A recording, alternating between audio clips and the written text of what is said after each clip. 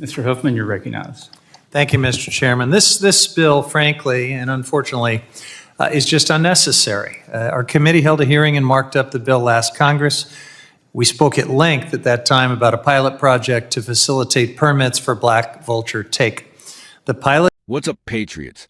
This is America First, and if you're tired of watching our government tie up hardworking farmers and ranchers in endless red tape, then you're in the right place. Hit that like button and subscribe, because we're going to break down exactly what's happening to our agricultural backbone and why we need to stand up for our producers right now. I just watched Representative Huffman's remarks opposing a bill that would help farmers protect their livestock from black vultures. And frankly, his position represents everything that's wrong with Washington's approach to rural America. The pilot program allowed farm bureaus and state agencies to manage permits for livestock producers in their state.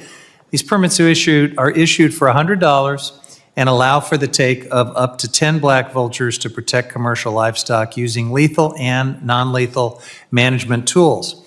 In 2021, the Fish and Wildlife Service built on the success of its pilot permit program to cover the full range of the black vulture. All states are eligible for these permits. The program allows a state's Farm Bureau, Department of Agriculture, or other public entity to hold a statewide depredation permit, and then producers simply obtain individual permits from them. This streamlines the process and centralizes reporting. The pilot was a success, fulfilling the requested needs of the livestock producers. In their testimony last Congress, Fish and Wildlife Service indicated the number of permits requested for black vulture take is far less than what they actually are authorized to permit. They believe that if there is a need for further permits, the current program could easily accommodate it. For example, in the bill's sponsor state of Tennessee, the statewide permit allowed for 1,000 takes in 2022. Only 97 were used. And in 2023, the statewide permit allowed another 1,000. Only 64 were used. So at the end of last year, Congress actually codified this livestock permit program when we reauthorized the America's Conservation Enhancement, or ACE Act. We fully dealt with this issue. We have not heard any feedback since then that the livestock loss permit program isn't working for livestock producers. As far as we are aware, there continues to be more permits available than demand.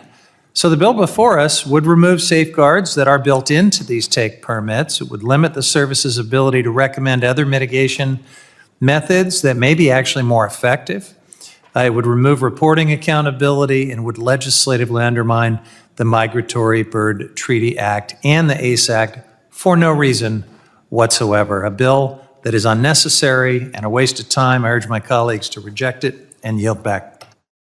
Let me tell you what's really going on here. Huffman claims his bill is unnecessary because there's already a permit system in place.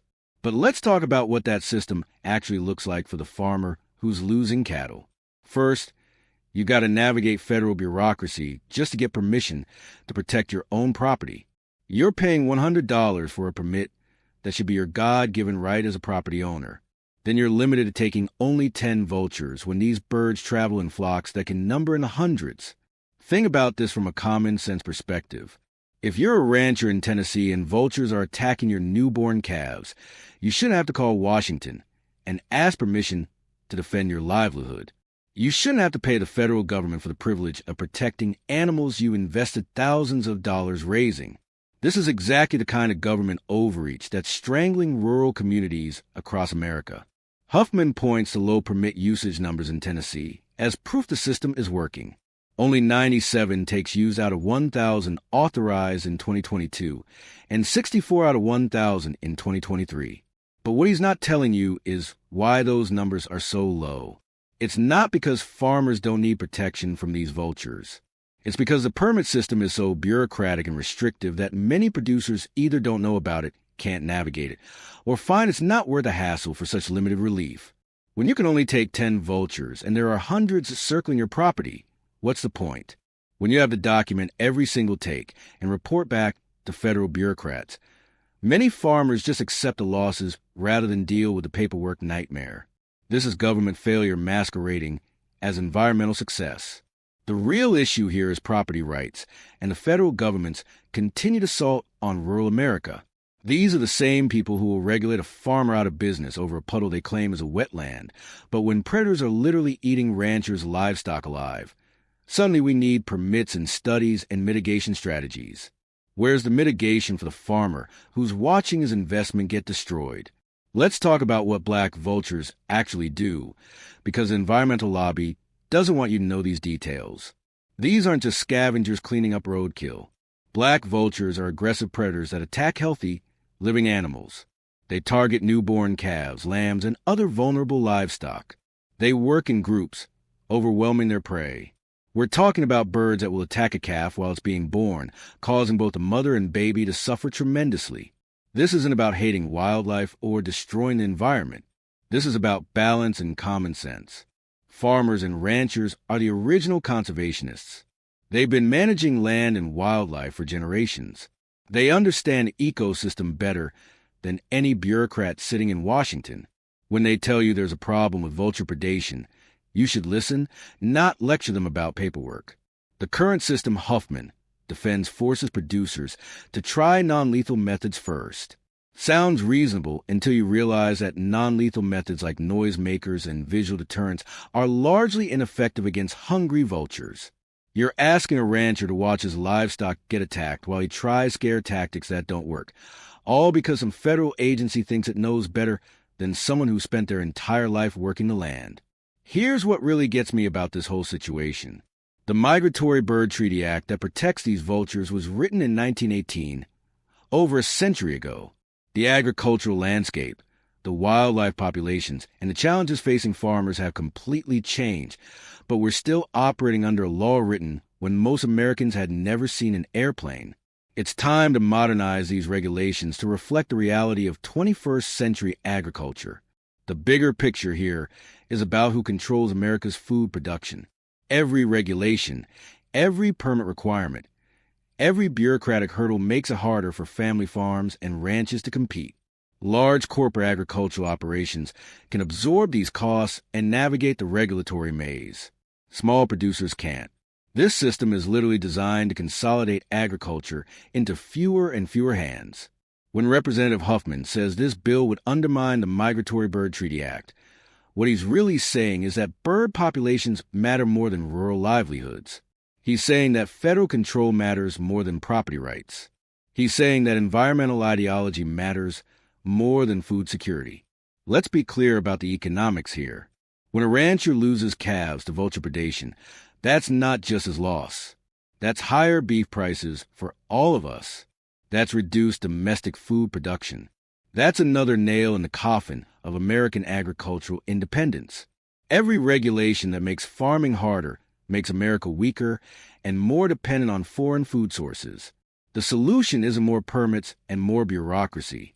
The solution is recognizing that property owners have the right and responsibility to protect their livestock. If vultures are causing documented damage to livestock operations, producers should have immediate recourse without having to beg Washington for permission. This comes down to a fundamental question about what kind of country we want to be. Do we want to be a nation where hardworking farmers and ranchers can protect their property and livelihood? Or do we want to be a country where every decision has to be approved by federal bureaucrats who've never worked a day in agriculture? The bill Huffman opposes would streamline the process and remove some of the unnecessary bureaucratic barriers. It would give producers more flexibility to deal with real-world problems using real-world solutions. That's not environmental destruction. That's common-sense governance. Patriots, this issue matters whether you live in farm country or not. The people who feed America are under assault from their own government. The same mindset that creates impossible permitting for vulture control creates impossible regulations for everything else agriculture does. It's the same mentality that wants to control what farmers can plant, what fertilizers they can use, and what equipment they can operate. We need representatives who understand that America's strength comes from the ground up, not from Washington down. We need politicians who will stand with the producers who feed us, not with the bureaucrats who regulate them into bankruptcy. If you believe in property rights, if you believe in supporting American agriculture, And if you're tired of watching our rural communities get strangled by red tape, then we need to make our voices heard.